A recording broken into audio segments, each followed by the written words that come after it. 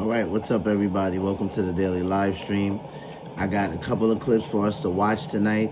Same rules of engagement. Make sure you respect the moderators, the subs, the supporters. Hit that like button as you come in. Please be respectful. That's the only thing that will get you barred from the chat if you're not. Other than that, we got a couple clips that we're just going to watch tonight, and then tomorrow we're going to take a deeper dive into them. So welcome to the live stream. Let's get right into it.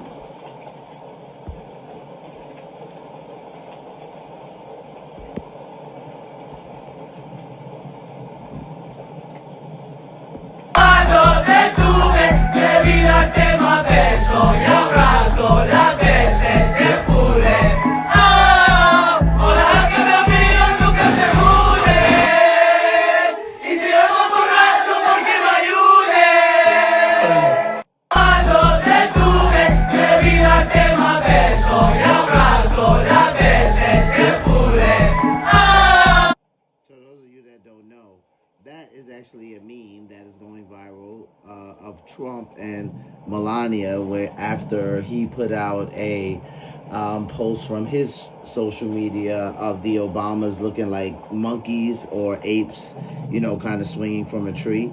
He doesn't want to apologize for that, and that's why you see that title there that says since he doesn't want to apologize.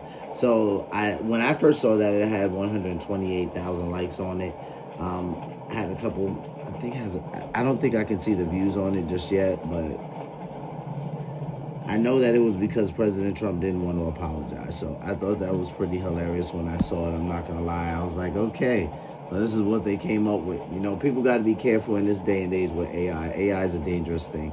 Let's go to the next clip.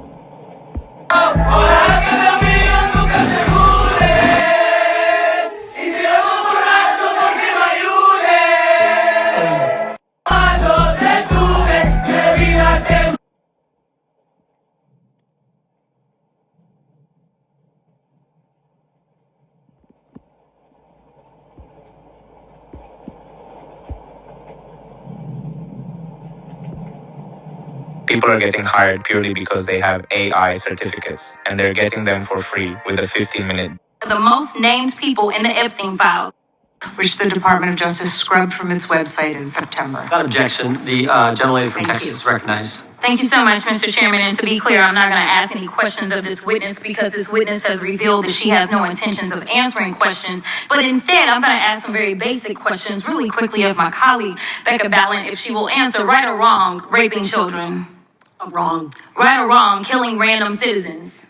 Definitely wrong. Right or wrong, enriching yourself as the sitting president of the United States. Definitely wrong. Okay, thank you, because I probably never would have got that with our witness. Our witness who somehow is a lawyer but does not understand how it works with witnesses. I'm not really sure what law school she went to and what all kind of cases she tried, but typically when you come into a space and somebody's a witness, then they sit there and they answer questions instead of asking questions. And then we also have this objection that we use as lawyers called non-responsive when a witness fails to actually answer the question. But nevertheless, let me address the survivors because that's exactly who they are. They are not victims, they are survivors. Let me say thank you for having more courage and moral clarity in your pinky fingers than the entire Department of Justice. We are currently the laughing stock of the world, partially because of the failed leadership within the DOJ as we see kings and queens falling everywhere around the world. But we don't know the basics of right and wrong in this country because it's not about partisanship.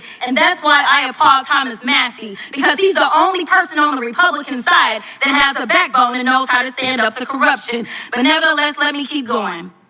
My Democratic colleagues have been attacked this entire committee hearing. They have been lied on. And frankly, the American people weren't looking for that. They were looking for answers about the corruption that they see coming from this administration. In the written testimony of this witness, of this particular witness, she stated that when she took office, she had two main goals. The first was to end the weaponization of justice, and second, to return the department to its core mission. Not only have you lied about both, you've intentionally done the exact opposite. You're spending more taxpayer resources arresting journalists than you are prosecuting pedophiles and creeps. In fact, your boss, the President of the United States, stated that this administration, quote, took the freedom of speech away. And at your direction, DOJ has arrested Don Lemon and Georgia Fort. And I might add that y'all actually had a judge that rejected y'all for trying to arrest Don Lemon before, just like the grand jury rejected y'all as it relates to Senator Kelly, just like a grand jury rejected y'all as it relates to Senator Slotkin, just like the case against Tish James was dismissed and the case against Mr. Comey was dismissed. I completely don't get how it is that you're sitting at the top of DOJ because you don't seem to be good at your job. You're spending more taxpayer resources arresting these journalists. In fact, we know after Georgia Fort and Don Lemon were arrested, we know that there were homes of journalists that were raided. We know that threatened prosecution against students protesting your actions and forced tech companies to remove apps used to track ISIS activities. But let's circle back to you protecting pedophiles and creeps, because I want to talk about the president and his possible involvement with Jeffrey Epstein. Now, I don't know what the president might have done with Jeffrey Epstein, but unlike this administration, I believe that facts matter. So let's talk about the facts. Fact number one, Donald Trump is one of the most named people in the Epstein files. At least 5,000 files contains more than 38,000 references to Trump, his wife, or Mar-a-Lago. Fact number two, Jeffrey Epstein and Ghislaine Maxwell made young girls available to Trump on multiple occasions. For example, according to this file, Ghislaine Maxwell presented a young girl to President Trump who spent more than 20 minutes apparently flirting with her. Here's another example. This shows notes from FBI investigators that describe Jeffrey Epstein transporting a victim to Mar-a-Lago to meet with President Trump, where he bragged to Trump that, quote, "this is a good one." Now, I'm not saying that the president is a pedophile, but there is a lot of evidence in these files that suggests that he's very close friends with a lot of men who are pedophiles. What's crazy about all of this is just that this is a big cover-up. And this administration is engaged in it. In fact, this administration is complicit. But there are numerous others, like how the DOJ is attempting to obstruct justice in the investigation of the rogue agents who have murdered American citizens, or how the DOJ seized voter data from Fulton County in an attempt to steal the 2026 midterm elections, or how federal agents have Tom Homan on tape accepting a bribe and your agency killed the investigation, or how your agency is ready to give the president a $230 million payday, which is unconstitutional. The Constitution is clear. The president shall not receive any payment except his salary while in office. The fact of the matter is that you will be remembered as one of the worst attorney generals in history. An attorney general who has prioritized obstruction over justice, corruption over the law, fealty to the president over loyalty to the Constitution. And Mr. Chairman, I will yield. Gentlelady yields. Gentleman from Missouri is recognized. Gentleman from Kansas, the Attorney General, former Attorney General, Mr. Schmidt is recognized. Thank you, Mr. Chairman, and General Bondi, thanks for being here. Did you have anything you wanted to say before we talk? I do. Thank you, Congressman. Thank you, my friend, for many years. I find it interesting that she didn't even want to try, Congresswoman Crockett, to ask any questions, because she certainly did not condemn her leader, Hakeem Jeffries, for taking money from Jeffrey Epstein after Epstein was convicted. And I will be brief to give you your time, Congressman. This is what she didn't want to talk about. Texas, from Cuba, convicted, homicide, arson, weapon offense. Convicted. So what we talking about? Convict some of these perpetrators that rape these women that are sitting behind you, and you refuse to even acknowledge they are here. Time belongs to the gentleman from Kansas. Mr. Chairman, can I have a few seconds back to make up for the yelling? Thank you. General, did you have anything further to say? Texas, convicted of homicide, Cecil Joseph from Dominican Republic. Thank you. General, did you have anything further to say? Texas, convicted of homicide, Cecil Joseph from Dominican Republic. Texas, convicted for kidnapping, rape, Khalid Khan from Afghanistan. That's why they want to talk about Epstein and not what's happening in their own states. Thank you, General, and thank you for being here. And this has been quite a spectacle to observe today. I think it's sad. I ran for Congress because I thought we had serious problems in this country we wanted to try to fix together. And this performance today, not yours, General, but some of my colleagues, has not shored up my confidence that we are up to the task. You and I served together for 8 years when you were Attorney General of Florida. The biggest green flag that you'll be a highly paid speaker in 2026, even if you've never spoken before in your life. Okay, so Representative Schmidt called it a spectacle. and I saw Jasmine Crockett leave. That's why I ran it back a little bit, because I wanted to see if she actually left the courtroom, and she did. I mean, dude, they did say Pam Bondi got grilled during this pretty good. Some people say that she handled herself well. Some people said she didn't answer many questions. I mean, I thought she did a little better than some people we see get up there that just refuse or just plead the fifth straight out the door, which is kind of crazy work. But yeah, I mean, you know, this Epstein thing, they're doing their best to suppress it, ignore it, all the things. But you know, they've gotten America pretty frustrated with this, and that's because it's something that Trump ran on. So yeah, it's pretty crazy. Let's go to another clip with Pam Bondi.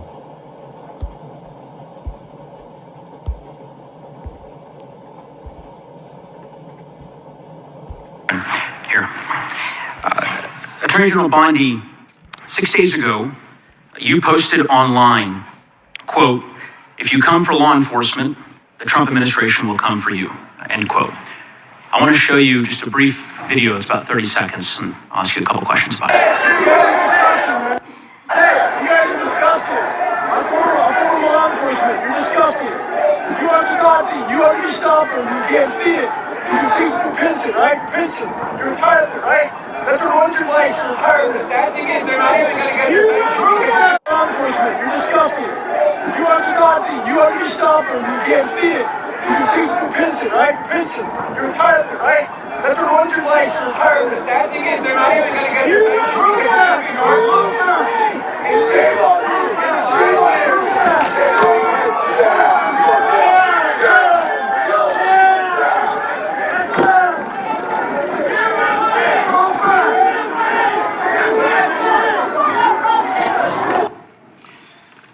Attorney General Bondi, that man works for you now, right? Who was that, Congressman? The man in that video, the one who was in the police-worn body cam footage, the one allegedly yelling, "Kill him," at police officers on January 6th, his name is Jared Wise. He does work for us. He works for you at the Department of Justice. He does. This is an individual whom a federal grand jury indicted for 2 felonies and 4 misdemeanors related to his participation in the attack on January 6th. One of those charges was forcibly assaulting, resisting, opposing, impeding, intimidating, and interfering with police with the intent to commit another felony. This is who you choose as the chief law enforcement officer of the United States of America to hire at the Department of Justice. Someone on video yelling, "Kill him," at police officers, right? I believe he was pardoned by President Trump. Oh, he was pardoned. You're right. And a couple questions about it. You guys are disgusting. I'm for law enforcement. You're disgusting. You are the Nazi. You are the Gestapo. You can't see it. You can see some pension, right? Pension. Your retirement, right? That's what runs your life, your retirement. The sad thing is they're not even going to get your pension. And shame on you. Shame on you. Shame on you.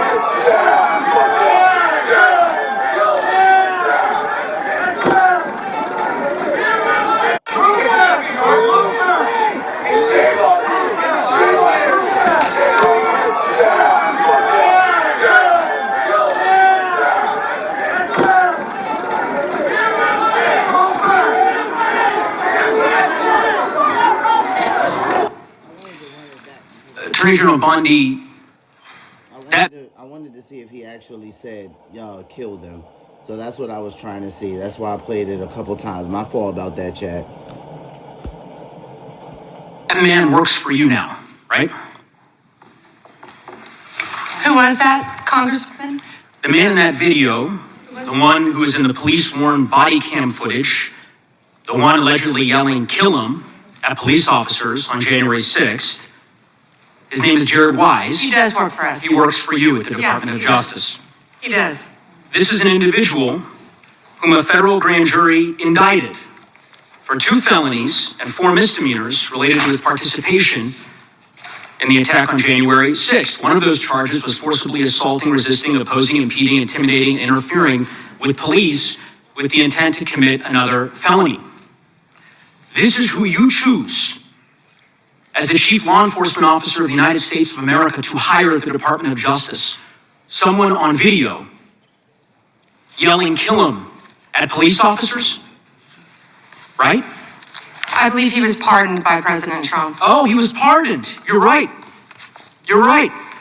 Pardoned by President Trump for his offense. Pardoned for yelling "kill him" at police officers.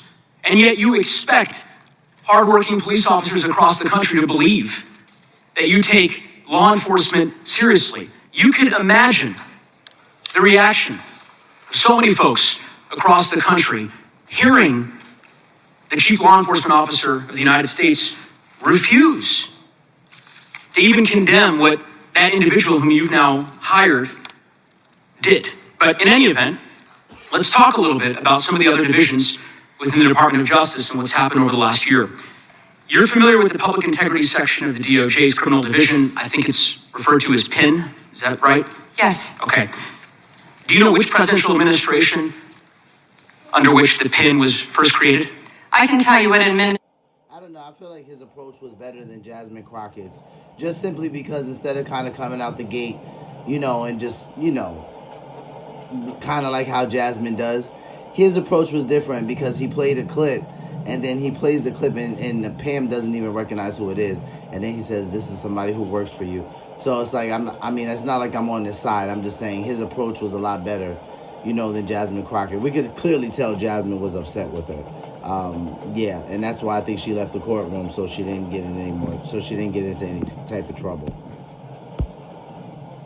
Administration that the weaponization was ended under. I'll reclaim my time. This wasn't a trick question. You don't get to reclaim your time. Madam Attorney General, because I don't like it. Mr. Chairman, you explain the witness that he does reclaim his time.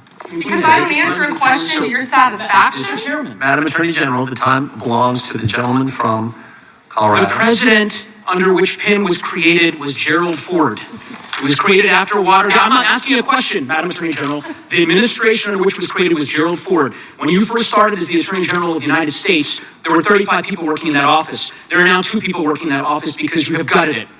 How many people work for the National Cryptocurrency Enforcement Team in the Criminal Division today? Can I answer the question about PIN? I've asked you a question. How many people work? How many people work for the National Cryptocurrency Enforcement Team? You want to answer how many? I'll answer PIN. You. PIN will not be. You know what? You know what? What's funny about this? I'll say to the chairman. What's funny about this? Chairman, you know what the answer is? And I think I understand why the General does not want to answer the question. Because you eliminated the National Cryptocurrency Enforcement Team last year. So I understand why you don't want to tell the American people who works there. Yeah, I understand why you don't want to talk about Mohammed Solomon in your district. In any event, who murdered people. Mr. Chairman, will you stop the clock so his time is not wasted by the witness? I'm very generous with allowing extra time when we have these little disputes. I understand. You got the time. I might as well ask the chairman these questions. I'd be happy to answer your questions. What's profound? The questions I've asked, Mr. Chairman, are not trick questions. They're not gotcha questions. They're actually basic questions about how the Department of Justice functions and the unwillingness of this Attorney General to answer them in good faith. When a member of Congress asks how many people work at the National Cryptocurrency Enforcement Team and the Attorney General refuses to answer it, it is not a coincidence. It's because she eliminated the team. Why? Because her boss, the President of the United States, is making money hand over fist, $1.4 billion over the course of the last year through cryptocurrency holdings. I think what is happening at the Department of Justice is a disgrace, Mr. Chairman, and I would urge you to gain control of this hearing. With that, I yield back to balance my time. Yeah. I would ask the gentleman, does he agree with the standing up of the Deputy Attorney General for dealing with fraud? That's something that's happened in this administration. First time. You talked about PIN. That happened with this Justice Department. We're talking about this committee. Mr. Chairman, had you answered the question, had the Attorney General answered the question in that way, perhaps this hearing would have some modicum of resembling something that has typically been fairly conventional in oversight hearing in the Department of Justice. That is not expired. The gentlelady from Wyoming is recognized for 5 minutes. Attorney General Bondi, I want to express my gratitude to the President. Hello, my name is Jacob Elijah Musk.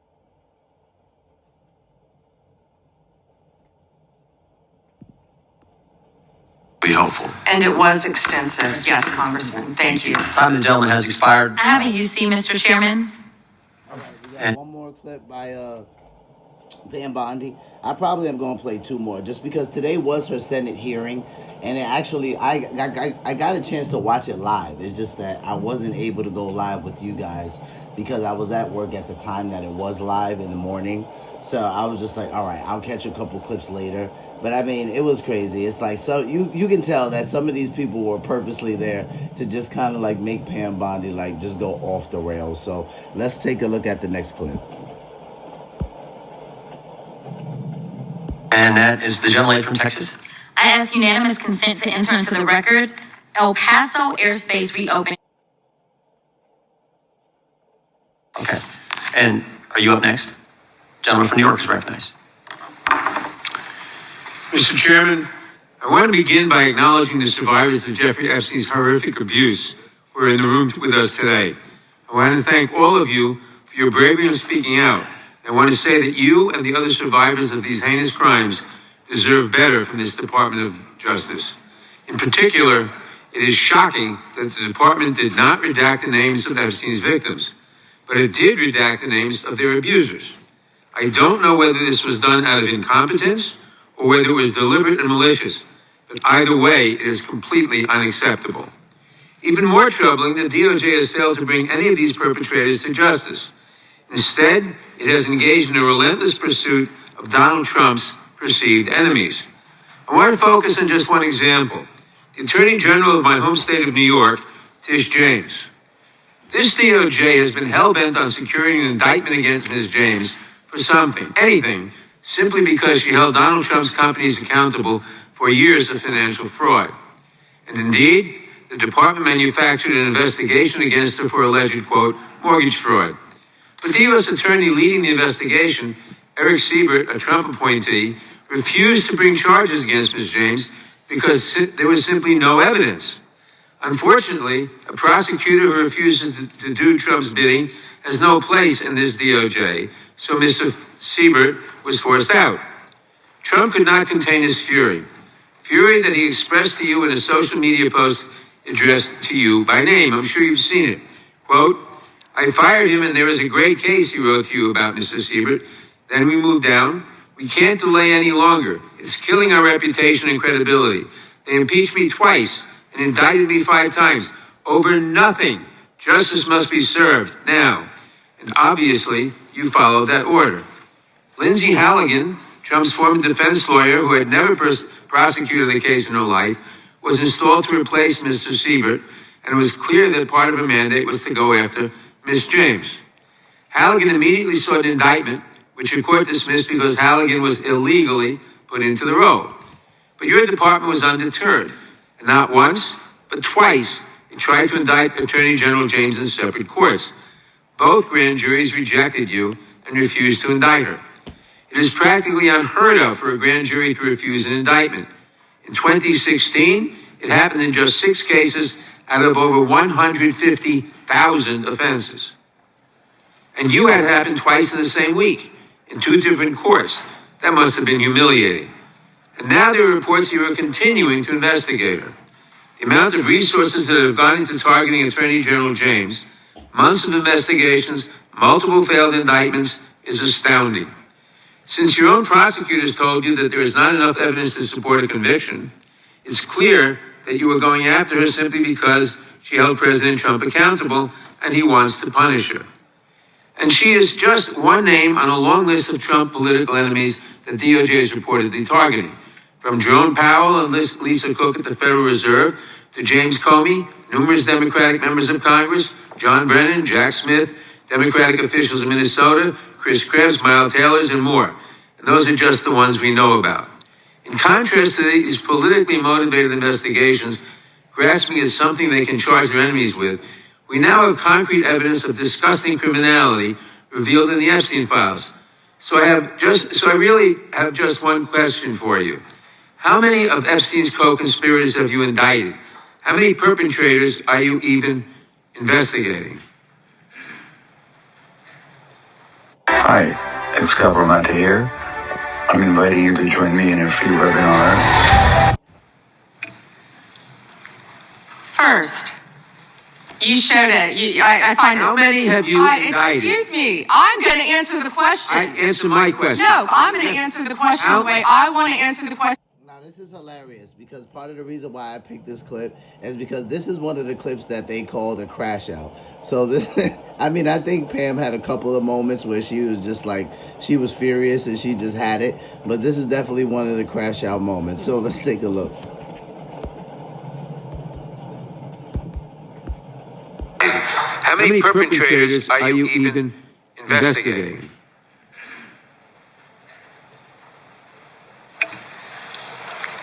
First, you showed it. I find How many have you indicted? Excuse me. I'm going to answer the question. Answer my question. No, I'm going to answer the question the way I want to answer the question. No, you answer the question the way I asked it. Chairman Jordan, I'm not going to get in the gutter with these people. I'm going to answer the question. How many have you indicted? Again, the time You're saving my time. I think it's very Saving my interesting. time. I think it's very interesting. You can He reclaim the talks time. about they indicted. The president said they indicted him Mr. twice. Chairman, please stop the clock and restore his time. Here we go. Time belongs to the gentleman from New York. We will give you a few more seconds. We will do that. But when you ask a question, you may not like the answer, but she gets to The question was, how many of Epstein's... They don't like the answer, Chairman, my time. because it's honest. So he asked a 4-minute question. Restore 45 seconds, Mr. Nadler, please, Mr. Chairman. Answer. You can let her filibuster all day long, but not on our watch. Not on our time. No way. And I told you about that, Attorney General, before you You started. don't tell me. No, I did tell you because we saw what you did in the Senate. Not even a lawyer. Committee will be in order. I should get back at least 45 seconds. We will give you a few more seconds. I said that already. 45 seconds. Okay, I'm timing right now, Mr. Nadler. All right. My time. The answer to my question, how many of Epstein's co-conspirators... Yeah, she's definitely crashing out here. She's literally like, you don't tell me anything. And it's like every time she gets upset, you can hear in the background, she's like, okay, here we go again with the theatrics. Here we go. Shout out to Cosmic. Cosmic said, Pam got chewed up. You know, and a couple of people did feel like that, you know. Pam got chewed up. And they felt like that's why she was crashing out so much, because she was just under pressure. I thought this was hilarious. As she indicted is zero. You have been the Attorney General for a whole year, and your DOJ fired the lead prosecutor of this case, sat on evidence this entire time, and claimed falsely last July that there were no more leads. It took an act of Congress for you to finally release part of the Epstein files, and when you did, you included personal information about the victims while protecting the names of abusers. Time of the gentleman has expired. Brought to justice. But enormous resources Time of the gentleman has expired. And obviously, clear that under your leadership, the Department of Justice there's was no no more question in there. It works for Donald Trump. I yield back. Gentleman yields back. May I answer? I think our next questioner, Madam Attorney General, is going to give you time to respond to Thank you, Chairman. all kinds of things. So we will turn to the gentleman from Texas for 5 minutes. Ms. Bondi, you go right ahead. Over here. The time is yours. Thank you. First, he brought up the president saying they indicted me twice. They sure did. They tried to impeach him twice. And you, Mr. Nadler, were one of the leads on the impeachment. I was on the other side. I lived that with you. During impeachment, you said the president conspired, sought foreign interference in the 2016 election. Robert Mueller found no evidence, none, of foreign interference in 2016. Have you apologized to President Trump? Have you apologized to President Trump, all of you who participated in those impeachment hearings against Donald Trump? You all should be apologizing. You sit here and you attack the president, and I am not going to have it. I'm not going to put up with it. You know, all they want to do, all the American people need to know this. They are talking about Epstein today. This has been around since the Obama administration. This administration released over 3 million pages of documents, over 3 million, and Donald Trump signed that law to release all of those documents. He is the most transparent president in the nation's history. And none of them asked Merrick Garland over the last 4 years one word about Jeffrey Epstein. How ironic is that? You know why? Because Donald Trump, the Dow right now is over. The Dow is over $50,000. I don't know why you're laughing. You're a great stock trader, as I hear, Raskin. The Dow is over 50,000 right now. The S&P at almost 7,000. And the NASDAQ smashing records. Americans' 401ks and retirement savings are booming. That's what we should be talking about. We should be talking about making Americans safe. We should be talking about, what does the Dow have to do with anything? That's what they just asked. Are you kidding? Mr. Jordan, Committee will be in order. Mr. Jordan, am I going to get an extra 45 seconds added to my time? The committee will be in order. The time belongs to the gentleman from Texas. Ms. Bondi, the Attorney General can respond. Thank you. The Dow has shattered 50,000 for the first time. This is crazy. They said it couldn't be done in 4 years, yet President Trump has done it in 1 year. National median rents have fallen to a 4-year low thanks to Donald Trump. That's why they want to focus on Epstein and our most transparent president in the nation's history. The murder rate, as I said, has plummeted. I'm not gonna lie. At this point, I feel like Pam Bondi is pretty tone deaf to the courtroom. You know what I mean? Like, I don't care about like what she's saying right here, because she's tone deaf to the fact that people are like, what does Dow have to do with the Epstein files? That's the whole point of like why they have her there. So I could say like Pam Bondi on this one. Like, she didn't do a great job in this particular moment here when she had that extra time from the gentleman, I think it was from New York, and she used it to talk about this. I was like, come on, Pam. I'm not gonna lie. At that, I expected better. To a 125-year low thanks to Donald Trump. For an unprecedented 9 straight months, there were 0 illegal border crossings at the southern border. That's what we should be focused on. All the great work that this president has done and will continue to do to keep America safe and to make Americans safe. Thank you, Attorney General Bondi. I agree with you totally. I think you've done a fine job. I think that Democrats, in fact, should be apologizing to the Epstein victims for doing nothing during the 4 years that they were running the government. We did not hear about this, and it took you and President Trump to finally provide transparency and give answers to the American people, and I want to thank you for that. I want to thank you also for standing up for truth today and for fighting back against the theatrics and the time waste that you will endure over the next hour or two. I want to apologize on behalf of my colleagues on the left. They're not all that bad, but they've got to put on a show. And I'm sorry that you have to go through that. And I would like to yield the last, I'd say 40 is 80 seconds. The clock says 40, but I've got 80 seconds since I was so rudely interrupted. And I'll give all 80 seconds to Chairman Jordan. And I would just yield to the Attorney General if he has anything to add. I'm fine to continue. Thank you, Chairman. All right, the Chair now recognizes, the gentleman yields back, the Chair recognizes the gentleman from California. Thank you, Mr. Chairman. I would note that Mr. Nadler's question has not yet been answered, but I want to start by asking, out of respect for the American public and the Epstein survivors, some of whom, of course, are here today, that we can have a transparent conversation and get the public the answers. Hey everybody, it's Tony Robbins. Listen, no matter how smart you are, even if you're the best neurosurgeon in the world, you don't... That in and of itself tells you how wrong it was. Chair now recognizes the gentleman from California.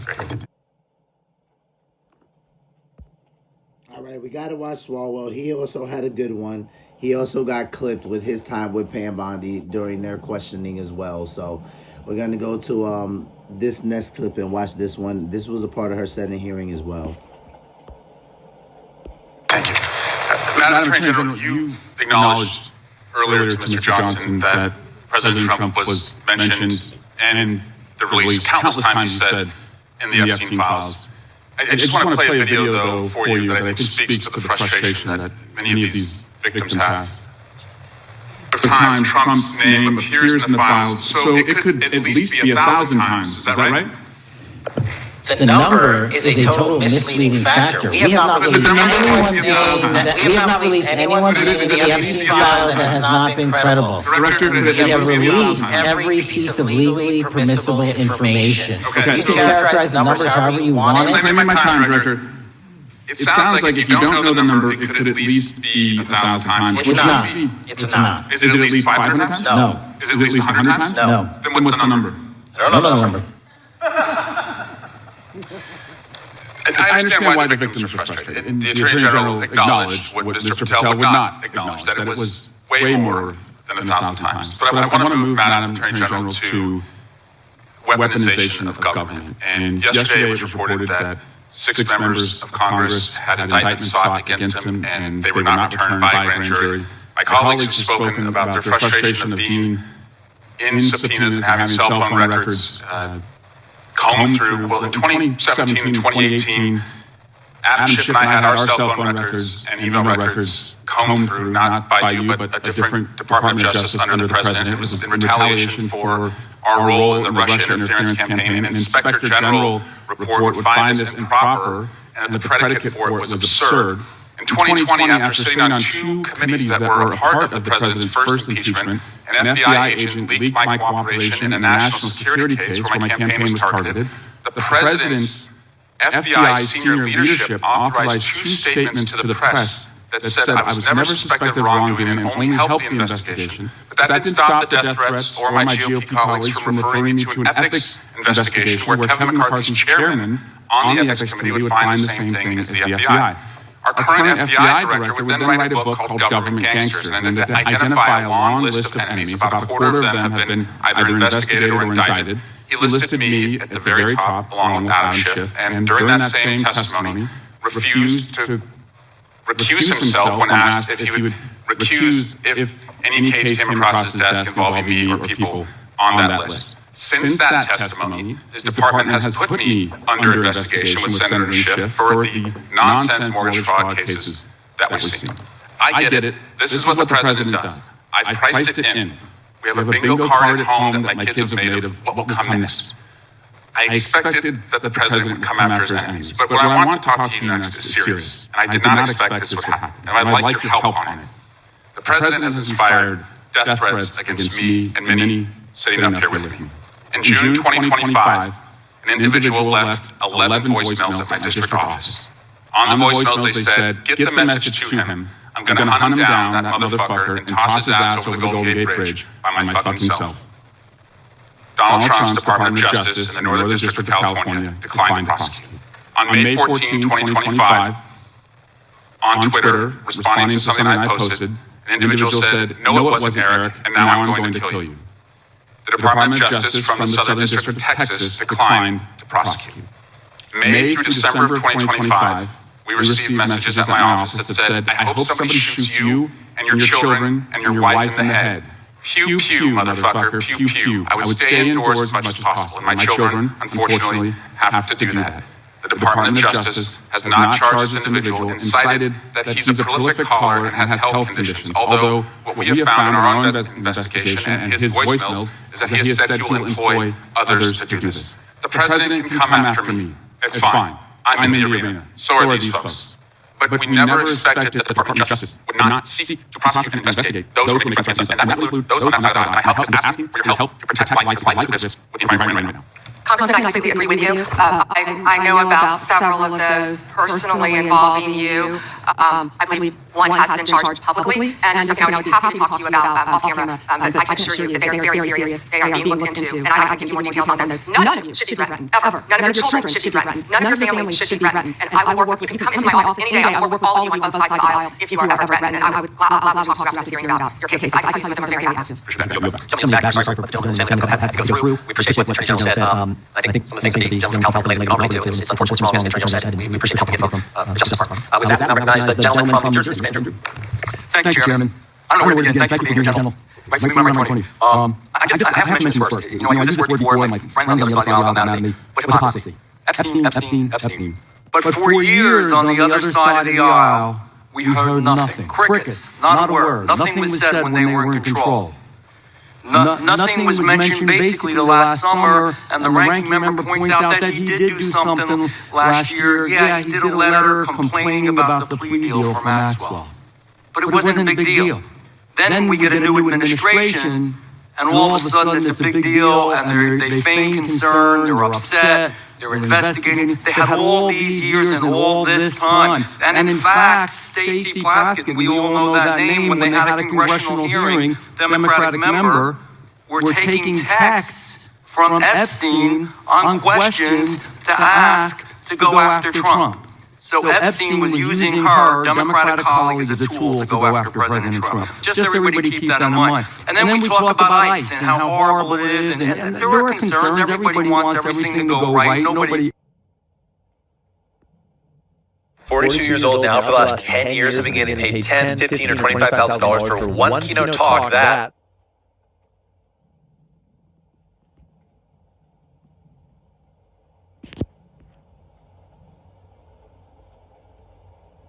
She watched the Kid Rock show and she loved. All right, so we're gonna move on to Kid Rock talking about Jay-Z, but before we go there, because Kid Rock, he performed his halftime show at the TP USA event, right? The TP USA halftime show. But we're gonna watch what Nick Fuentes actually had to say about the TP USA halftime show and the regular Super Bowl halftime show, and then we'll also get into Kid Rock since he was the main performer for the alternative halftime show. It was just kind of crazy all over. We got Kid Rock performing with TP USA. We got Bad Bunny at the main Super Bowl. Bad Bunny's numbers, he didn't even come close. Like Kid Rock, not even a little bit close. So let's take a look at what Nick had to say about this. This is the amazing Lucas covering this. Shout out to Lucas. He's a channel favorite. We react to Lucas often here on the channel. Let's see what Nick had to say about this. I know from what I remember, he wasn't the happiest about it. I know he said he felt like the right didn't have much to offer the younger crowd. So let's take a listen.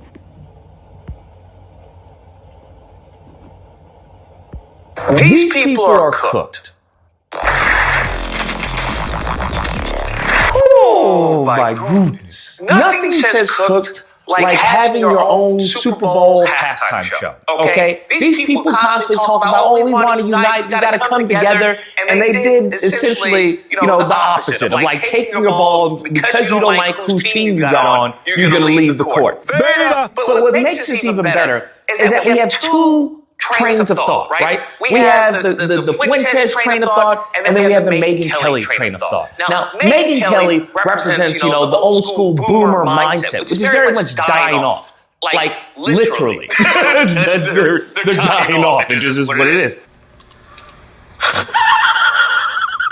But Megyn Kelly is outraged, right? And she's outraged that, hey, this was in Spanish, and he doesn't like ICE, and we shouldn't have this, and yada, yada, yada, and, we should only have, apple pie and maybe fried chicken. That's what America is. To get up there and perform the whole show in Spanish is a middle finger to the rest of America.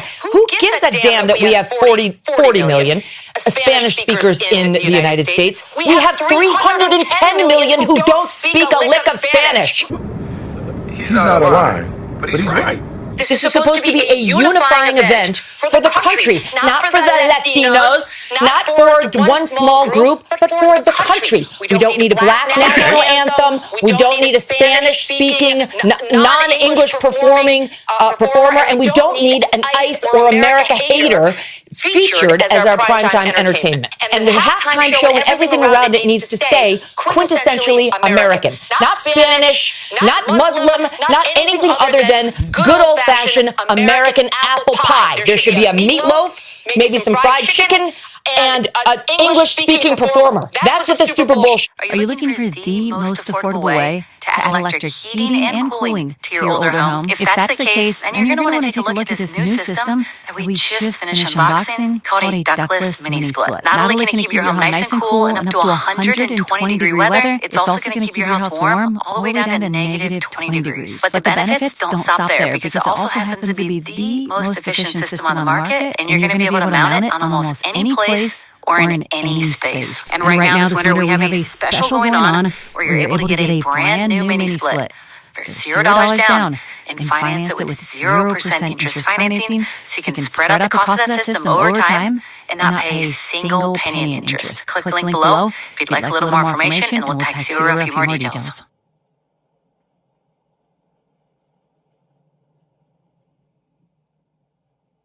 How do you go from zero experience to flying for one of the world's largest airlines? Let's find out as we go behind the scenes at ATP.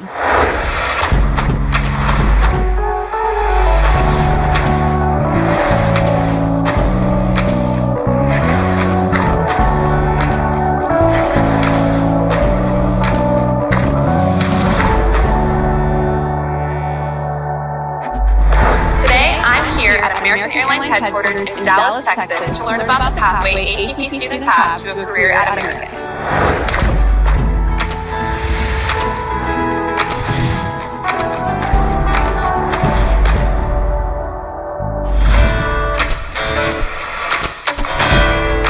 B. It's just delicious, okay? It's just bon appetit at this point. Because she's trying to say, well, black people are American, but they're not, like, the maybe, like the whole fried chicken thing of possibly including that. It's hilarious how much they want to have American history without black American history. Everybody want to be a nigga, but nobody want to be a nigga. How about that question? So this is what we're dealing with. These fools are upset that was in Spanish. Okay, that's the end-all be-all. And they're, of course, until with the Black National Anthem. You know how much they hate that. Even though they don't know anything about the Black National Anthem, right? Lift every voice and sang to Abraham Lincoln on his birthday. There's so much history there, but like I said, white ignorance don't care about that. But Brondo's got what plants crave. It's got electrolytes. Then we juxtapose this with Fuentes. Now Fuentes made a joke about how he loved it, he understood every word of it. He recognized some people. Yeah, right? That's his joke. But I want white people to understand. He's not joking. I thought it was great. I understood every word. I don't know what everybody was complaining about. People said, I can't understand a word of the Super Bowl halftime show. This is ours. This is America. I was like, I don't know what you're talking about. I understood every word he said. I understood it perfectly. People were saying it's un-American. I'm like, this looks exactly like the neighborhood I grew up in. I was like, this is super relatable. He's not joking. Y'all have allowed a wolf in sheep's clothing into the den to lead white ignorance. This is really emblematic of white, I'll say white men, white people as a whole currently, right now, because you guys are so lost, and it's reminiscent of many black Americans, right? You guys are so lost that you have a Mexican, a gay Mexican leading y'all. Do you not understand how crazy that is? You guys have lost your identity so badly that you're just reaching for anything. Nevertheless, you have Fuentes, who's talking about how, he actually enjoyed the halftime show, with Bad Bunny. And he thought the Cheap USA was, essentially cringe. I liked it. And unironically, I liked it. I thought it was fun. I thought it was good pageantry. I like shows. You know that about me. I like shows. I like the dancing. I like the set. And I like music. And I'm open-minded about different kinds of music. Why are you gay? This thing at Turning Point, it fucking sucked. And I see some people trying to do this hot take where they're like, no, they were both bad. No, they really weren't. One was good and one sucked. One was actually a lot of fun and one was a drag. One was about the music and dancing and fun, and one was really weirdly political and just kind of goofy and didn't make any sense, and it was actually paid for by a political nonprofit. And the funny part, right, to split the baby in half, is that Fuentes is right. He absolutely is right, so to speak. And I think this is emblematic of the election. Because you have to understand the whole premise behind TPUSA was not the boomer crowd, okay? That was not the purpose. They may be the donors, right? But the whole purpose was to get the youth, was to get the upcoming vote, was to look 10 years into the future, okay? To secure, the money and the votes for the party today. That's what the whole point was. These fools do not understand that. Erica Kirk, and I could have done a whole bunch of videos on her, but Erica Kirk is fundamentally retarded. They for some reason, are now, putting out a halftime show, and you would think that they would have someone like Nicki Minaj, right? You just had Nicki Minaj, practically sniff Trump's butt to get her little, immigration card. I'm like, okay, there's an olive branch right there. Why don't you use that and get her to perform at the show? The funny part is they can't do that because they know the party is racist. Everybody loves black, but they don't love black. That's the funny part, okay? Everybody want to be a nigga, but nobody want to be a nigga. How about that question? They love the face, they love the culture, they love the music, they love the bodies, but it's everything that comes with that. It's just, hey, we like all that, we just don't like you. What I think Zack Snyder's like, hey, they like my ideas, they just don't like me. That is how it feels, Zack Snyder, to be black in America. That's how it feels, okay? Because they could have easily done that, and they could have gotten a younger crowd, but instead they got a whole bunch of old boomers who are singing about, I want to cut the grass, and Red, White, and Blue, and we had Kid Rock. Like, who knows who Kid Rock is? Genuinely. First off, those who do know, who was actually listening to Kid Rock's music, and who still listens to Kid Rock's music? This is a problem. That is how you go extinct. That is the way of the dinosaur, all right? Both of these arguments are extinct. Now, I agree with Megyn Kelly of Spanish. Listen, I didn't like it, not necessarily because it was in Spanish. I didn't watch it, okay? Because I didn't understand it, and that's fine. I ain't got a problem, checking out, a few seconds or so of a telenovela and seeing, the acting. Oh, that's interesting to me. You caught my attention. But it was in Spanish, so you lost me there. Secondly, there was no beat to it, right? It just I didn't like the rhythm, I didn't like any of the music. So I was like, okay. And then lastly, what are we talking about? What's going on? They're on, telephone wires and stuff. So there was nothing, there was no eye candy for me. I didn't like the beat, even if I didn't understand what they were saying. Because I could listen to some French rap, right? You ever listen to French rap or something? I can mess with this. But this, I was like, this is garbage. This is just garbage all around. But I just find it interesting how you have these very polar opposite takes on this Super Bowl. And to me, honestly, I would say they're both wrong. Come on now, dog.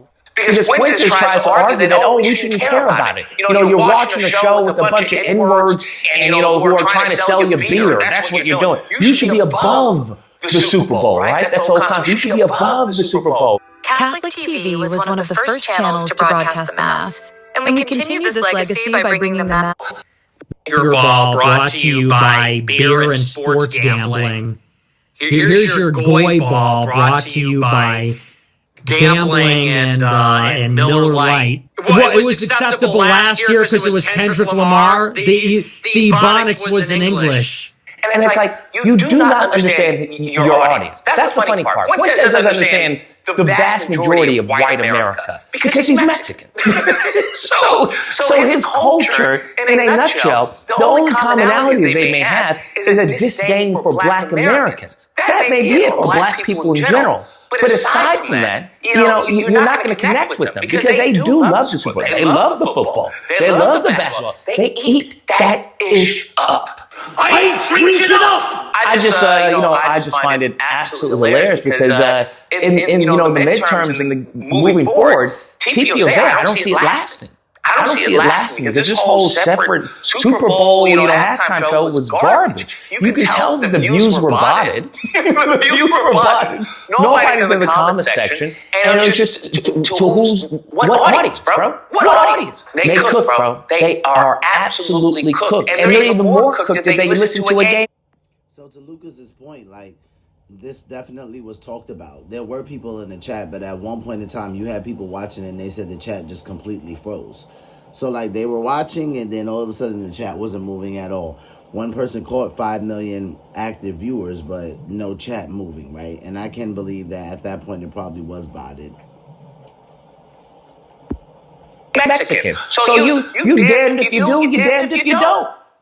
Anyways, guys, that's the video. Let me know what you guys think. Whether or not you believe Lucas, you know what? I walked the TPUSA event and I enjoyed it. All right, how about that? Or if you believe, I'm sure you did. I'm sure you did. Now, rub the Bengay. No, and then they were trying to say that it had more views than Bad Bunny's performance, but it definitely didn't. It didn't even come a little bit close. I'm not sure why they did it, because between that and Trump's posts, it was a very divisive thing, I feel like we saw, but it's not okay, but this is what we're dealing with.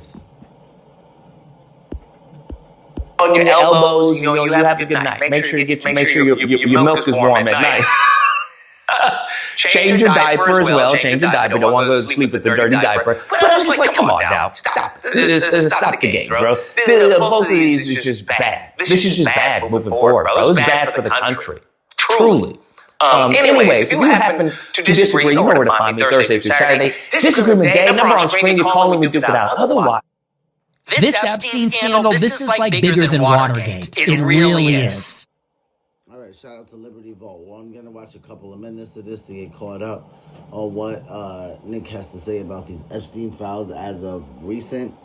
And then we're going to go to our our last clip of the live stream. So let's take a listen. In terms of its significance, in terms of the actual crime that was committed, this is like a Watergate-level scandal that, mark my words, it's going to bring down the Trump government. It just is. So Pam Bondi needs to be impeached. You do realize that.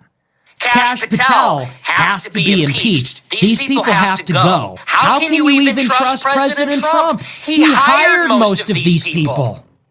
Nick Fuentes just claimed that the Epstein scandal is bigger than Watergate and has essentially delivered a mortal blow to the Trump administration, that it will bring down this presidency. What's leading him to believe that? Well, he says what's found in the Epstein files, even the stuff that we've received, seems to either contradict or open up new layers of mystique and intrigue into what the feds are saying is a nothing burger, that there's nothing there. Well, Nick says heads have to roll, including that of Pam Bondi and Kash Patel, and no one should trust President Trump after this, if they even did before that. So let's get into that. Please like the video and subscribe to the channel. Here's what stinks about the whole situation. And people need to be reminded of this every single day. Hey everybody, it's Tony Robbins. Listen, I've spent the last 43 years now working with people all over the world. The Trump administration engaged in a failed cover-up of the Epstein files. Whatever is in the files, whatever we know about the files, let's put that on the back burner for just 1 second.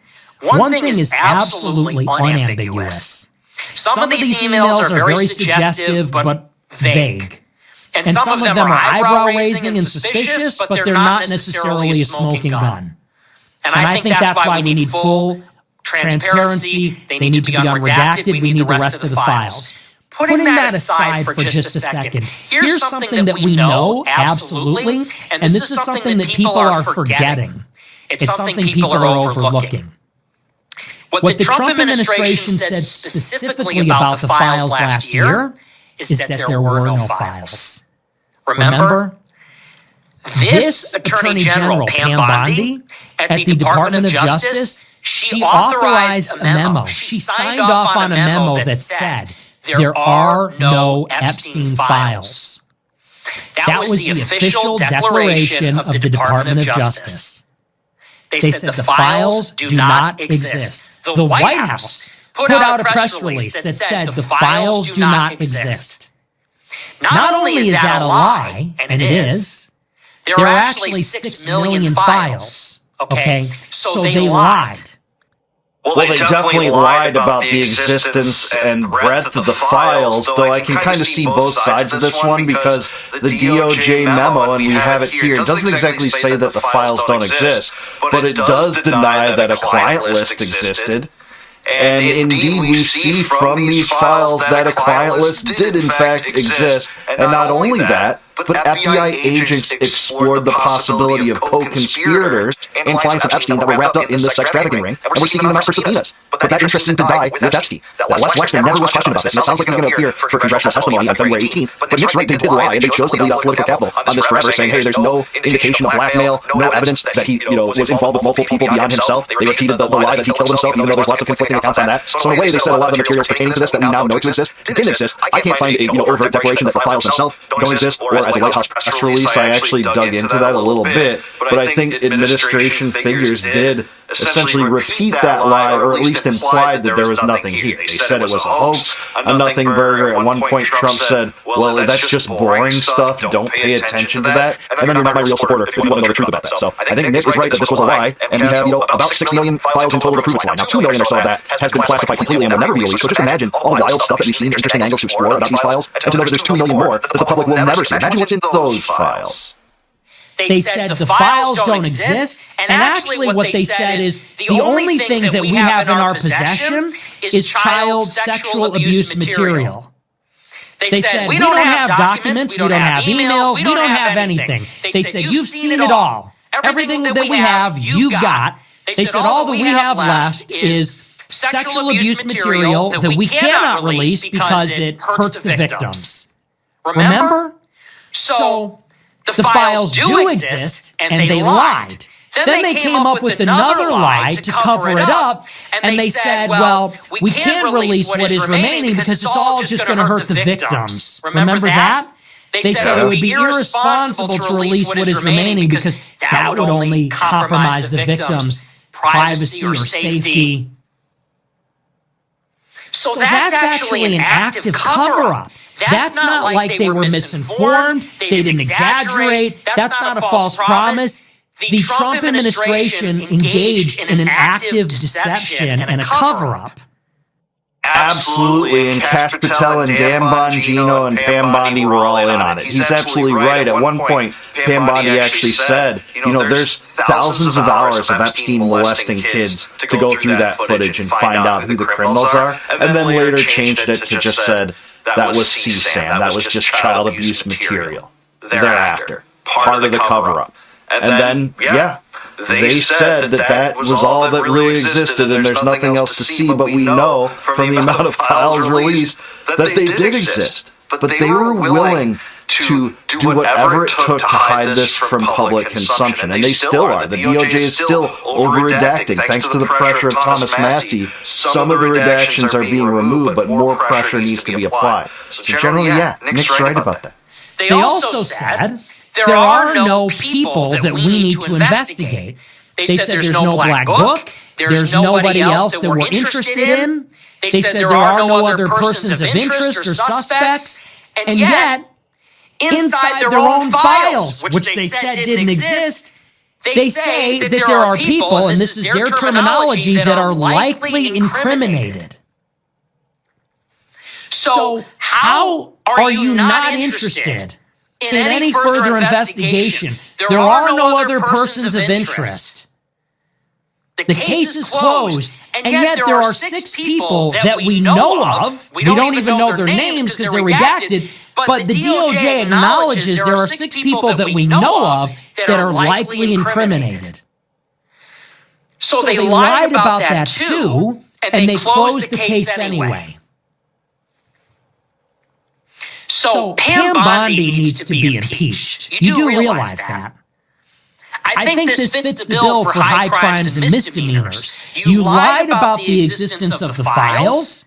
You lied about unindicted collaborators and accomplices. There are people that you acknowledge exist who are likely incriminated in the files that you said did not exist.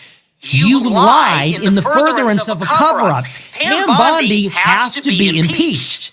Kash Patel has to be impeached. These people have to go. Absolutely, there's no way around it, and Howard Lutnick has to go. The Commerce Secretary who lied about breaking associations with Epstein in 2005. Oh, well, we got an email drop contradicting that, Lutnick, where you were arranging for potentially your entire family to meet Epstein in the Caribbean in 2015, I think it was, or 2012, I think it was, actually. completely lying, and yet no one holding his feet to the fire, virtually no one on the Republican side saying, hey, there's something seriously wrong with this, especially when we made our campaign about getting transparency, rooting out the pedophiles in control of, society and Epstein's criminal network. And the Republicans are sitting on it, generally so, except for some stalwarts like Thomas Massey, who I believe has asked for Howard Lutnick's resignation. And he should get it. He would get that in a virtuous world, but we've rejected that because of partisan tribalism. And all these excuses, Kash Patel going on Brett Baer and saying, I'm 100% certain he still didn't kill himself. And all these emails that refer to your littlest girl was a little naughty, and torture video, and age 11 with an image that is not shown and probably shouldn't be shown, but at least points to the possibility of other perpetrators. They're not exploring it. They don't want to get to the bottom of it. They want to cover up for these villains. They cannot keep their jobs. How could we trust that Pam Bondi's DOJ, which covered up the files for a year and a half, is now going to faithfully follow the Epstein Transparency Act and release all the files? How can the public have any confidence in this? That there's any propriety here?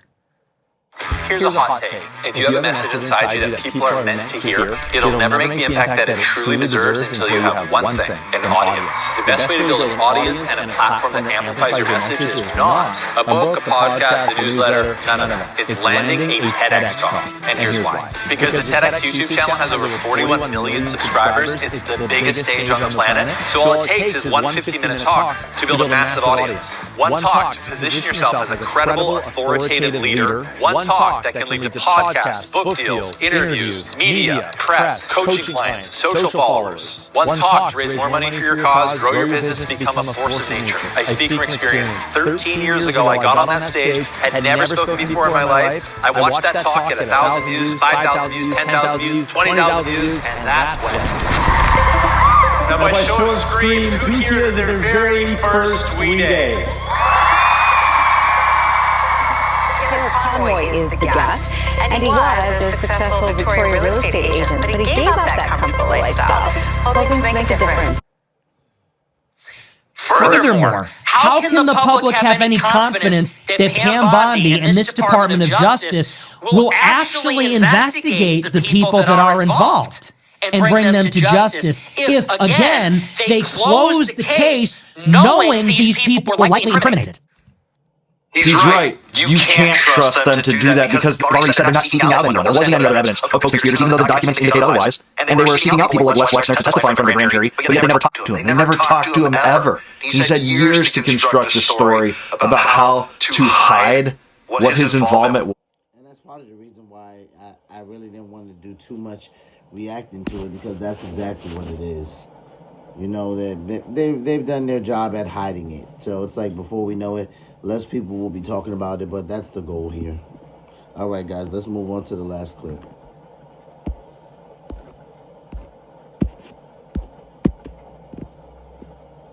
What if I told you that the spiritual war that you've been taught about isn't just some metaphor? What if demons aren't fallen angels, but something far stranger? And what if the flood wasn't just about human sin, but about erasing something that should have never, ever existed? This clip from the Sean Ryan's podcast, which actually is a preview to an episode that's coming up, features biblical scholar Les Huff, where he pulls back the curtain on one of the most suppressed truths in all of Scripture: the Nephilim, the Watchers, the origins of demons, and why the church has been silent about it for thousands of years.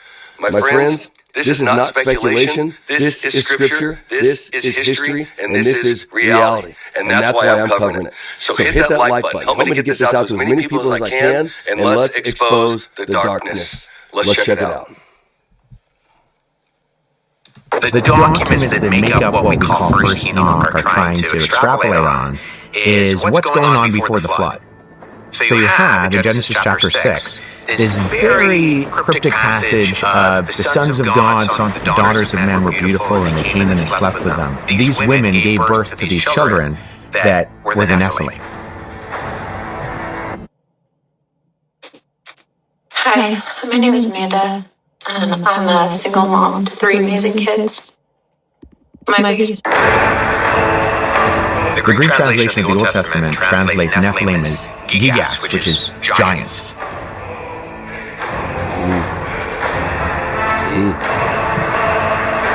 What were the Nephilim? How did this come into being? So it kind of does this through a narrative about the great-grandfather of Noah, Enoch.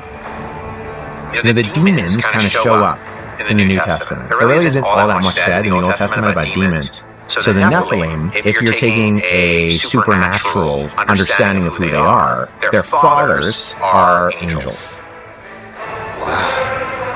In some of this ancient Jewish literature that's incorporated and found in the Dead Sea Scrolls, we have some of these discussions of things like, what are the demons? Well, there was a pretty strong thread of thinking within ancient Judaism that demons were disembodied spirits of the Nephilim. Yep. And their mothers are humans. So they're kind of these half supernatural, half carnal things. So when they die, their spirits don't have anywhere to go. So now they're trapped and they're wandering the earth. They're aimless. And they're constantly trying to get back into a physical form. And so they possess people. Makes sense. And because they're not really meant to do that, because they're these wayward supernatural beings, it never really works out, and they end up making people do all sorts of crazy things, and they're cursed because they're unholy. They're the progeny of fallen angels. What do you think about that? I think on things that Scripture whispers about, I don't want to yell too loudly. Wow. Let me know what you think about that right there. There's a lot packed in, and so what I want to do is watch this again, and I'm going to stop at certain segments because that video wasn't very long. I'm going to stop at certain segments so we can talk about this. I encourage you to stick with me, my friends, because if you've never heard this before, if you've never actually went through this and studied the Nephilim, the origin of demons, you're missing, I believe, half of the story. This is why Jesus came, for crying out loud, not just for sin, but to destroy the works of the devil himself. And so let's watch this video again. Let's go back. And like I said, I'm going to pause, and we're going to talk about this. And I just pray for understanding. I pray for wisdom, for God to teach us through the Word about what the truth is. Here we go again. The documents that make up what we call First Enoch are trying to extrapolate on is what's going on before the flood. So you have, in Genesis chapter 6, this very cryptic passage of the sons of God saw that the daughters of men were beautiful, and they came and slept with them. These women gave birth to these children that were the Nephilim. Now, I remember the first time I read this, and I was like, why didn't anybody tell me this? How come I didn't learn this in church or somewhere else? But you never hear about this anywhere. And when you do, it seems to be some kind of fantastical thing, and they go off on all these tangents, and it gets mixed in with the occult. But I'm not going to do that. I'm going to tell you about the Nephilim, that word that shows up in Genesis 6, verse 4. It's one of the most mysterious passages in all of Scripture. It says, the Nephilim were on the earth in those days, and also afterwards, when the sons of God came into the daughters of man, and they bore children to them. These were the mighty men who were of old, the men of renown. Now, the Hebrew word for Nephilim literally means the fallen ones. In the Greek translation that he said, gigas, means giants. And this isn't just ancient mythology, my friends. This is in Numbers chapter 13, verse 33. When the Israelites scouted out the promised land, they reported back, we saw the Nephilim there, and we seemed to be ourselves grasshoppers in our own eyes. They were giants. These weren't metaphors. They were massive creatures. And we have the evidence. This isn't just something that's in the Bible. Have you heard of this? Giant skeletons have actually been discovered in burial mounds literally all over the world. And one of the most famous accounts comes from Lovelock Cave in Nevada. I encourage you to look this up. The site Cetica, I might be saying that wrong. But by the way, you can notice I have a little bit of a cold, so thanks for putting up with it. It's that season. A lot of people are getting sick right now. Praying for healing. I believe I'm going to be restored soon. So anyway, if you've noticed, That's kind of why. So bear with me as I struggle through this a little bit. But these were red-haired giants in Lovelock Cave that they found, and these stories have been going on, talking about them for hundreds of years, about these giant creatures that had red hair, and they were nasty, horrible, like cannibalistic creatures that were well over 7 feet tall. And they were buried with some advanced tools and weapons. They found a cave where they were like burned out because of, I guess they were fighting humans, and they tried to lock them into this cave and burn them out. And that's where they found bones that don't fit the regular humans, but the huge, massive giants. But what happens when you report the bones of the Smithsonian? Well, they've been accused of suppressing it. Go figure. Again, I encourage you to look this up if you feel led, because the question, I got to ask is, why would the Smithsonian do this? Why would they want to control and suppress these findings? In my opinion, if the Nephilim were real, then that means that Genesis 6 is literally true. And if Genesis 6 is true, then the flood wasn't just a parable. It was an extinction-level event designed to wipe out a corruption so deep that it literally threatened all of creation. But here's the question that changes everything. Who are the sons of God? And why does the answer unlock the entire spiritual realm? I'm going to tell you, your faith is not false. Your faith is a real picture of reality. And we're just getting started. Let's keep going.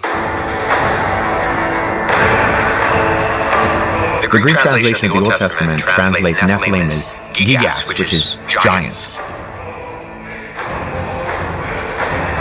Don't sell your house without getting bonus cash. I can buy your house fast and can pay your next month's mortgage. What were the Nephilim, and how did this come into being? So it kind of does this through a narrative about the great-grandfather of Noah, Enoch. The demons kind of show up in the New Testament. There really isn't all that much said in the Old Testament about demons. So the Nephilim, if you're taking a supernatural understanding of who they are, their fathers are angels. I don't know. Even hearing him say that, we gotta meditate on some of this. I hope that you're listening. I'm gonna keep going, but like, their fathers are angels. That's a supernatural understanding of Genesis 6. And seriously, that's the only view that we should take. It makes sense. Because it means that these sons of God, they were not human. They were divine beings from another world. Come on. In Job chapter 1 verse 6 it says there, "Now there was a day when the sons of God came to present themselves before the Lord." And in this instance, Satan was with them, by the way. So, who are these sons of God? It's clearly referring to an angelic or supernatural beings that were come in the presence of God. And then in Job 38 verse 7, God asked Job, "Where were you when I laid the foundation of the earth, when the morning stars sang together and all the sons of God shouted for joy?" Again, divine beings, not humans.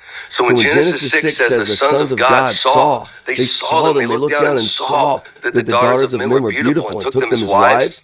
This wasn't just some kind of human rebellion. This was cosmic. It was a cosmic violation.